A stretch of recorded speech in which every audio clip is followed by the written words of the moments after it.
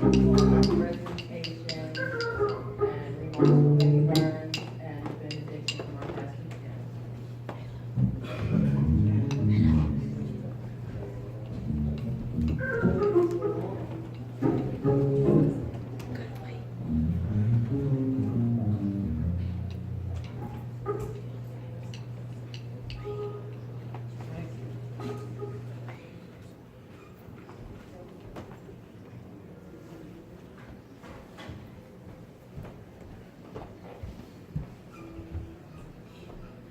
All right, we're gonna ask anyone that has any presentations for Lady Burns to come to the front.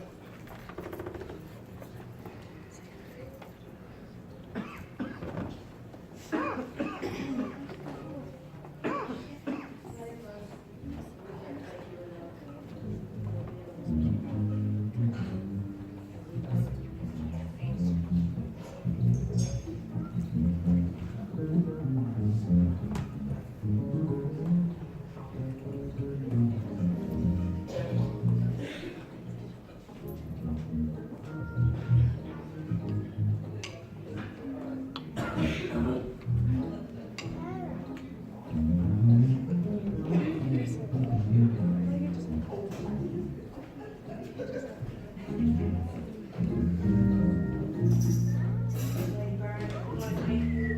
We want to thank you for being great before the cornerstone house of God. And this is from the Total Generation Warriors. We want to give you a flag, tell you thank you for supporting our pastor, supporting the late pastor, for being a great friend to him.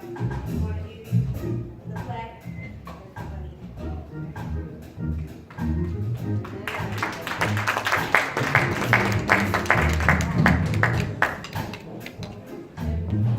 Apostle Clark and Lady Clark also did. And then they there all yesterday. All right, we're gonna give it up to Lady Burns.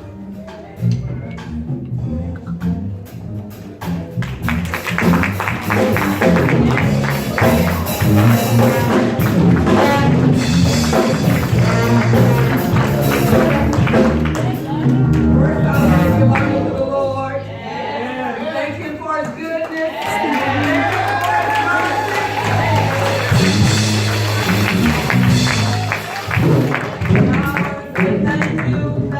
Thank you. I tell you, this was a surprise. It really was.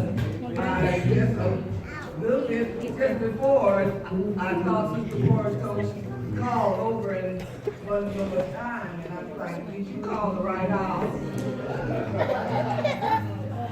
I thought she was having a senior moment. She had a birthday, you know, it's so November. She had a birthday, so I thought she was having a senior moment. She said, no, this is Murdy Burns, isn't it? I said, yeah. But I don't think, I said they had the service last week. So that's what I'm all about, the service last week that they had. But anyway, we thank the Lord. I thank you all so much because I'm really surprised. I really didn't think I had that many friends. I really didn't. I knew I had a few. I said they could have had the service at the house. When I did find out about it, but no, there's too many of y'all.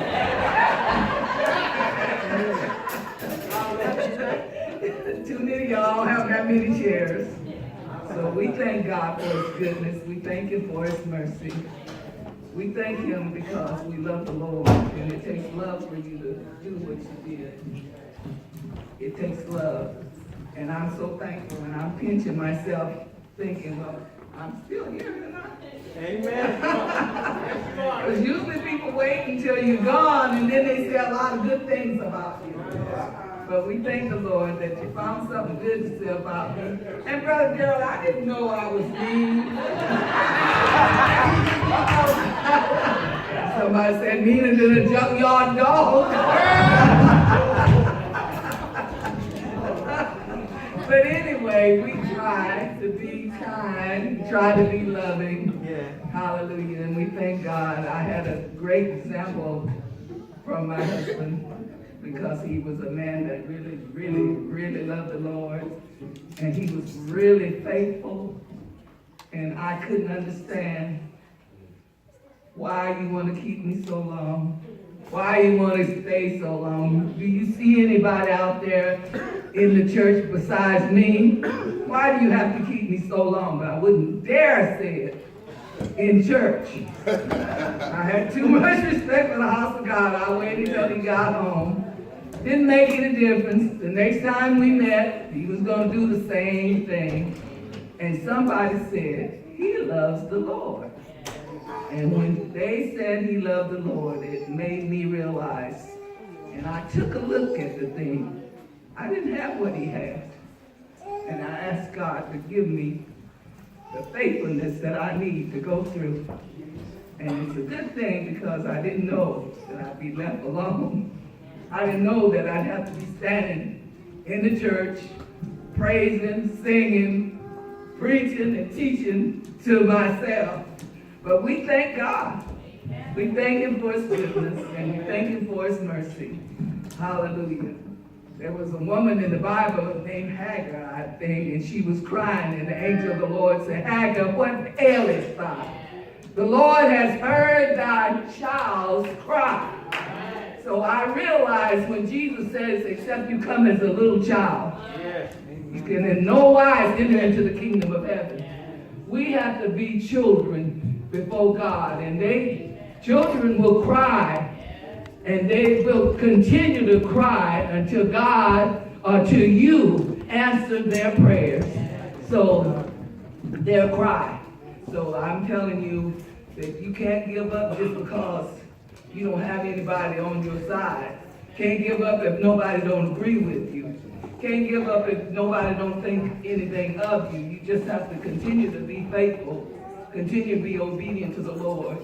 Hallelujah. I received one time, the first time in my life, anybody outside of my own children or my family gave me a gift. And it was such a surprise. And I don't think she probably don't remember it because she's probably old. Because we were young people then. But she came to the church and brought me a bouquet of flowers. And that was Sister Ford. And I cried like a baby.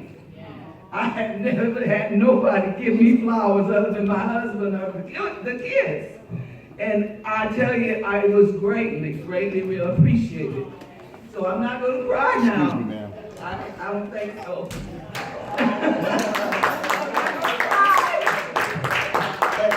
You are so much appreciated. And you were before you came because I received that plaque. And I told my sister and my nephew. And he says, you know what a blessed lady you are.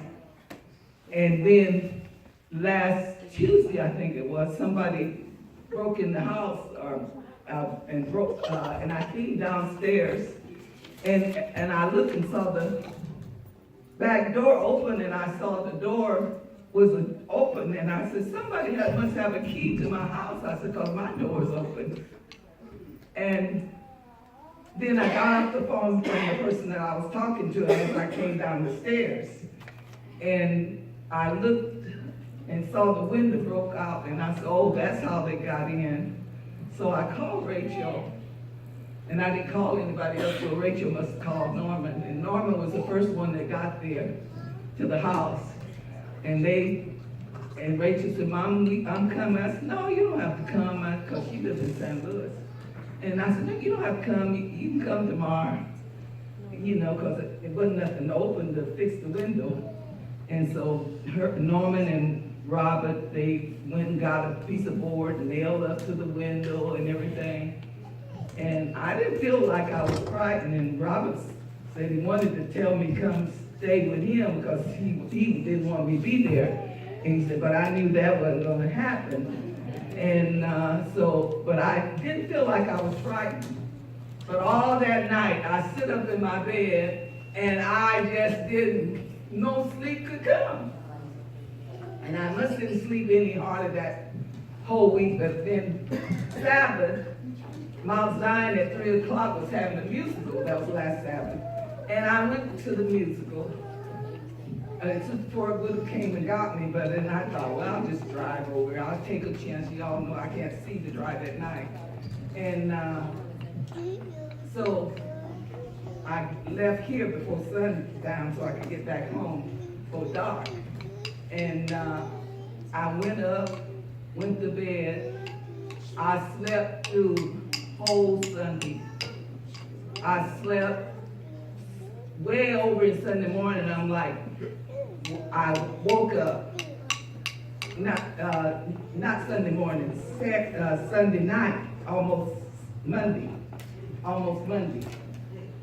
And I'm like, when daylight come, I'm sure gonna fix me an omelet or something like that, because I said, I sure am hungry. Not knowing that I done slept through a whole day. Not knowing, not answering no phone, not answering no door. My sister said, I came to the house and she said, I banged on the door, I knocked on the door, and nobody didn't answer.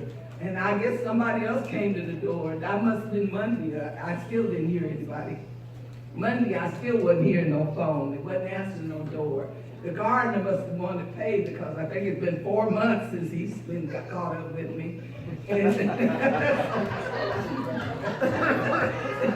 so nobody, I'm not answering phones no more, y'all. I'm just kidding. But I just didn't hear it. Robert sent word that he was going to whip me. I said, well, he'll have to stand in line because everybody's upset at me. He's going to have to stand in line because I ain't about to let him whip me. Well, we just thank God for his goodness, though. We thank him for his mercy. God is so good. And I'm telling you, my favorite person in the Bible is Rizpah. Because when everything around her was dead, she still fanned, and she wanted things to be equal. She wanted things to make, what word am I looking for? When everything's dead and nobody is alive but you, knowing that you're still alive, but I know that you can make things right or good, or I'm looking for a certain word, I just can't think of that word. Somebody tell me that word. That I'm looking for, you know, because her loved ones was hanging on the tree in disgrace. And when your loved one's hanging out there in disgrace on the tree, and somebody has to make things right for huh? Not a binge. In respect or yes, or honor or whatever. But I'm looking for a certain word. I know the word. I just had a senior moment myself. But anyway, she kept fanning. So all I can do is just keep fanning. That God might make things right. That God might see and make things right. And the king heard about it. Said, I can't bring them back because they're dead. But what I can do is give them a funeral. So they had a funeral with the kings. So sometimes we can't bring things back, but God can make things right. You don't have to be in disgrace. I don't want to leave here and the church be in disgrace. My husband worked too many years. We worked too many years. We gave up too much. We took people to the convention out of our own pocket. We rolled people back and forth to Oregon. We had churches in Oregon at one time, y'all. We probably still have people there that we don't know about. But we had churches in Oregon. We used to go to Oregon and worship with the people there, and with fellowship during Bishop Weston's time. And so we know that God is still able. Amen. And he's able to make things right. He's able to make things just and in order, or they don't be in disgrace. when things are not, it was a disgrace to be hung out there on the tree, but she stands. So all I can do is just stand, hold up, and be faithful. Hallelujah. And what God said, I didn't care what nobody said. But once I allowed what somebody said that upset me pretty bad when she said, "Where's your fruit?" When I asked for an offering for the church. I got the offering, but she left something on me that I couldn't get rid of. And she said, "Where's your fruit?" I would walk the floor crying. I walked the floor praying. I walked the floor for year in and year out talking to the Lord. Lord, I don't have no fruit. I didn't realize, hallelujah, till one day, out of the blue, Bishop West was preaching, and he said, Bishop Russell West was preaching, and he said, "Your life is your fruit." And all of a sudden it fell off of me, set me free, realizing that if I live right, if I just be holy, Lord, I ain't right in this area, straighten it out and make me right. Everything may be not right in me, but God, you able to help me. Show me my faults. Show me where I need to be obedient. Show me where I'm lacking in, that I might be faithful to you, Lord. And I'm telling you that thing fell off of me because now I know that it's not what other people do. It's up to me whether or not I have fruit. It's up to me. Yeah. Hallelujah. And a tree that's supposed to be an apple ought to have apples on it. Amen. Hallelujah. You shouldn't have apples and oranges and pears and grapes and raisins and what other kind of fruit. So we have to be faithful to God. Amen. Be not faithful, not sometimes, but unto death. Yes. Unto death. So if I give up and don't be faithful, then whose soul going to be lost? Yours? No, mine. I can't be faithful for you. You can't be faithful for me. I have to be faithful unto God. I can't save you and you can't save me. Amen. But I know who can. God can save us. He's the one we're looking to. He's the one that we're waiting on. He's the one that we're trusting in. He's the one that when he comes back, we'll go home with if we be faithful. Amen. If we be faithful and obedient, we'll eat the good of the land. God bless you.